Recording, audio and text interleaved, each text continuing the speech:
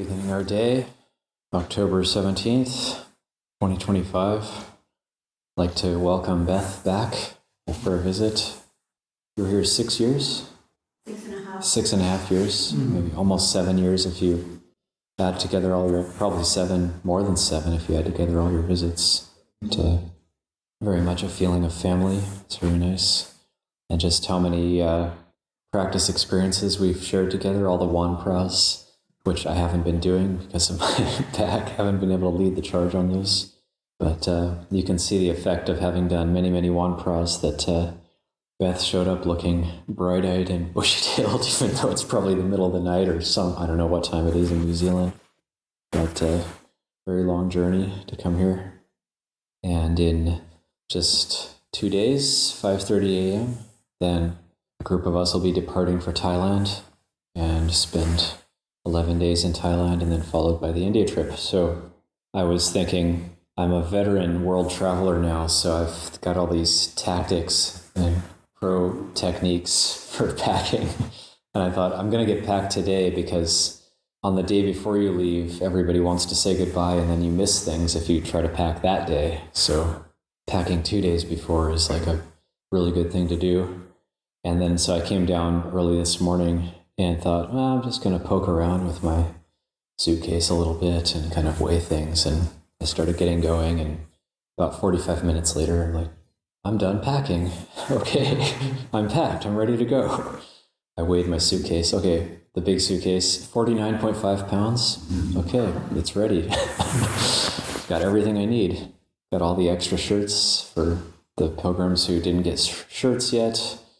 Got a smaller suitcase, which is 95% wet wipes, which is what that's what you take with you to India. 2 types, one for the body, one for floors all around you. And I thought, wow, I stepped back and looked at it and thought, wow, okay, I'm ready to go. I'm all packed. I don't have to do anything. All right. So that was a good feeling, a feeling of lightness and a feeling of not being rushed. And I didn't plan on finishing it this morning. I thought, I'm going to maybe clean my kuti today and kind of go do this and that and get ready and try to maybe see what I need. But I looked at my suitcase and thought, yeah, I've got everything I need. This is it.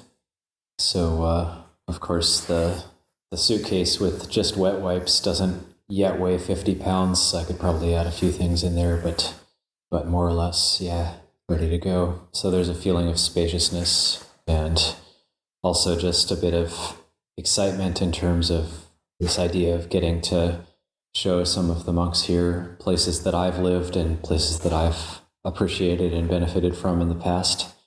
And it's like Pujam Gam, I've already been in contact with Ajahn Sukito, and he's happy to receive us at Pujam Gam for 2 nights. So just very happy to be able to go revisit these places. And so, but a lot of the parami, or the merit that allows us to do something like this, is the merit of living in community. And just living on one's own, our meditation practice might develop, but there might also be blind spots. Our samadhi might develop, but it's unlikely that our panya will develop when we're on our own. And really, a community, when we butt up against each other and we make mistakes and we learn how to admit mistakes and ask forgiveness and so on, or we meet up with someone and we feel annoyed by them, and we think, oh, this person just interrupts me a lot, or we think, okay, I don't agree with the way this person does things or that person does things, then we can get annoyed and irritated. But it's at those times when living in community is a great blessing. So even to the extent that somebody asked Luang Por Sumedho one time, what's the quickest way to enlightenment? And without pausing, he said, living in community. So it is the way to develop wisdom. And when we start to be very kind and forgiving people, and the nature becomes gentle, then we develop the type of merit to be able to do big trips like this, big expeditions to the Buddhist holy sites.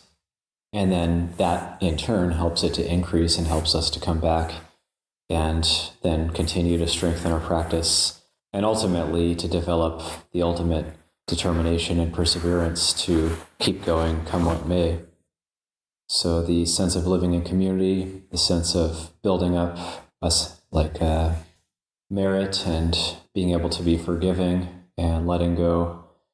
And sometimes we do need to remind ourselves about different Dhamma teachings. So the simile of the saw, which is this really brutal teaching that the Buddha gives around even if your limbs were being savagely sawn off with a two-handled saw, if one would give rise to a thought of anger toward your assailant, then you would not be following the teaching. You would not be a disciple of the Buddha. So that's setting the bar very high, but I quite like that teaching and appreciate that teaching because it means that anger is never correct. Ill will is never correct in any situation, no matter what. No matter what the world tells us we should be thinking, no matter what anybody else says, if we have faith in the Buddha, then anger is never correct. Ill will is never correct. And it is to be absolutely let go of. We have no doubt that we can go completely into metta, goodwill, and completely let go of irritation and anger, frustration. And if we're not able to let go of it in the mind, which this is very difficult actually to fully let go of this, then at least we can reflect on it with mindfulness and not act on it. When we feel annoyed, when we feel irritated, at least we can reflect on it and not be acting on it and reflect on that simile of the saw, reflect on the Buddha's teachings that this is a defilement. And anytime I act on defilement, the result is inevitably going to be suffering. And that's another aspect of the Buddha's teachings, that the reason it's called defilement is because it leads to suffering. And the reason it's called purity is because it leads to happiness. So just to remind ourselves of those kind of things as we live in community, because there's always going to be ways that we disagree with each other or that we think things could be done better, and we may even be right about that. In fact, we probably are, because most of us are very intelligent people, but the defilements are intelligent as well. And it's like Luang Por Chah would say, like when you get a bachelor's degree, your defilements get a bachelor's degree. When you get a master's degree, your defilements get a master's degree. And when you get a doctorate, your defilements also get a doctorate. So they're always getting in there and co-opting our intelligence and to work for their own ends.